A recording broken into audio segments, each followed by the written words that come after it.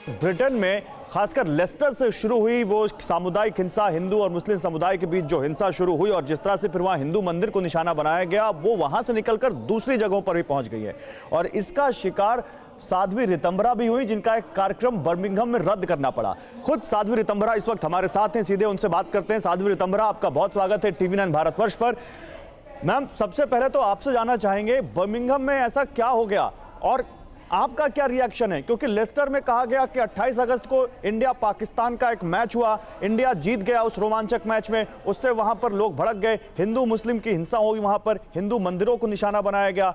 लेकिन एक मैच से शुरू हुई ये हिंसा इतना बड़ा रूप कैसे ले सकती है कि अब दूसरे शहरों में भी फैल रही हो, मंदिरों तक को निशाना बनाया जा रहा हो, आपका कार्यक्रम रद्द करना पड़ा? देखिए, सबसे पहले तो एक हिंसक विचारधारा के कुछ लोग हैं जो सनातन धर्म को टारगेट बना रहे हैं और इसके लिए इंग्लैंड के अंदर स्थितियां बहुत ही विकट हैं। मेरा कार्यक्रम 5 जगह पर होने वाला था। सबसे पहले बर्मिंघम में, नॉटिंघम में, इरफर्ट में, लेकिन वो मैं अमेरिका के प्रवास में थी, वहाँ से ही मुझे वहाँ जाना था। लेकिन वहाँ के हालात इस तरह हुए कि कार्यक्रम को पोस्टपोन करना पड़ा। जी, मैं ये जो पूरा विश्व जिस विषय को देख रहा है वो ये कि कुछ मुस्लिम संगठन ऐसे हैं जो हिंसा के बल पर भय पैदा करके समाज के अंदर एक विचित्र से अस्थिरता के वातावरण को बनाना चाहते हैं।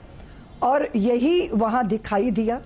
पैसा, पावर, वोट बैंक, ये सब कुछ है जिसके लिए इतना बड़ा दुस्साहस वो समाज कर रहा है।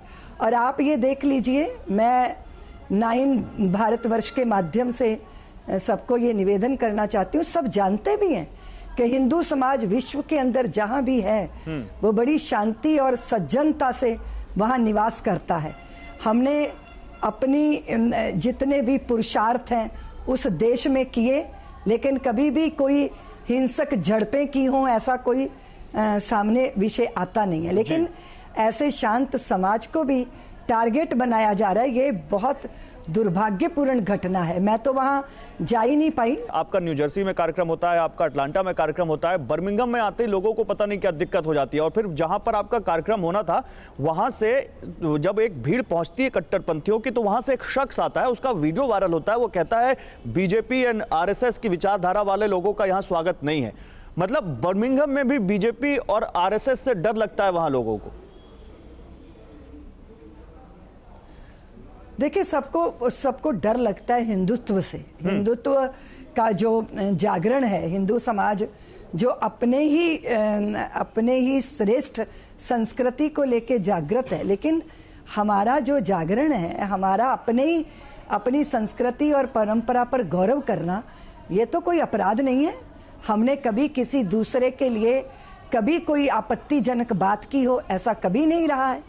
लेकिन इस तरह शांत सज्जन समाज के लिए भी ये इशारा कर रहा है कि पूरे समाज को अब एकजुट होना ही पड़ेगा, क्योंकि जिस तरह की हिंसक ताकतें भय के बल पर दमन कर रही हैं, अपनी मनमानी कर रही हैं और ब्रिटेन गवर्नमेंट के ऊपर दबाव बना रही हैं, ये बहुत ही दुर्भाग्यपूर्ण घटना है। बात ये नहीं है कि मेरा कार्यक्रम, बात तो ये तक है कि मुझे LA से जो है वो ट्रांजिट लेना था लंदन में भारत आने के लिए, तो उसके लिए भी मना कर दिया गया।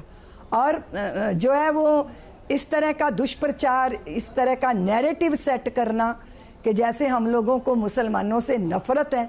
भारत के अंदर इतना बड़ा समाज रह रहा है और सब जानते हैं कि सब लोग किस तरह रह रहे हैं। ये तो वैसा ही हुआ कि कोई कत्ल भी करते हैं तो वो जो है उनकी चर्चा नहीं होती, हम आहा भी भरते हैं तो हो जाते हैं बदनाम। वहां पर तर्क दिए जा रहे हैं कि मुस्लिमों पर भारत में अत्याचार किया जा रहा है। वो कह रहे हैं उनके घरों को बुलडोजर से तोड़ दिया जा रहा है, उनको तमाम तरह की झूठी बातों में फंसाया जा रहा है, वहां पर तमाम तरह की तर्क दिए जा रहे हैं। इस पर आप क्या कहेंगी? देखिए, ये तो सब जग जाहिर बात है कि आप जो है भारत के अंदर पूरा समाज किस तरह रह रहा है, और अगर कोई गुंडागर्दी करेगा, कोई अपने कानून तोड़ेगा, जो सीमाओं का अतिक्रमण करेगा, उस पर तो नियमन करना ही होगा ना। वो तो चाहे कोई भी हो, चाहे हिंदू हो चाहे मुसलमान हो, कानून के दायरे में तो सबको जीना पड़ेगा ना, उसकी मर्यादा का पालन करना ही पड़ेगा। और अगर कोई मर्यादा का उल्लंघन करता है तो उसके ऊपर कार्रवाई भी करनी पड़ेगी। ये तो वही वाली बात हो गई कि आप चोरी भी करें और फिर सीना जोरी भी करें। बात ये नहीं है, बात ये है कि वो नैरेटिव सेट कर रहे हैं और पूरी सरकार को, हमारे समाज को, भारत को बदनाम करने की जो कोशिशें हैं वो बहुत दुर्भाग्यपूर्ण है। क्योंकि जो भी निष्पक्ष देखेगा, सच्चाई से देखेगा, वो ये देखेगा कि हिंदू समाज ने अत्याचार सहे हैं, अत्याचार किए नहीं है। हम अन्याय को सहते सहते इतनी लंबी यात्रा कर चुके हैं कि हमने सदियों तक अन्याय झेले हैं, अन्याय सहे हैं और उसके बाद भी अपना धैर्य बना के रखा है। बिल्कुल साध्वी रितंभरा, अब कहा जा रहा है कि ये हिंदू फोबिया है, जहां वो लोगों को डराने की कोशिश की जा रही है, हिंदुत्व का नाम लेकर डराने की कोशिश की जा रही है। महबूबा मुफ्ती ने भी आरोप लगा दिया था कि कश्मीर में ये सरकार हिंदुत्व का एजेंडा लागू करना चाहती है। हिंदुत्व को लेकर इस देश में पॉलिटिक्स भी हुई, लेकिन आप सहमत हैं इससे कि ये हिंदू फोबिया फैलाने की कोशिश की जा रही है ताकि लोगों को हिंदुत्व को बदनाम किया जा सके?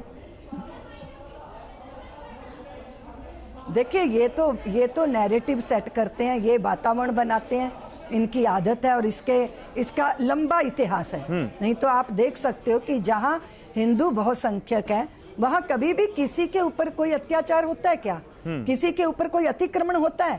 ये तो सच सब जानते हैं ना। लेकिन जहां हिंदू अल्पसंख्यक होता है उसको तो अपनी जगह छोड़नी पड़ती है।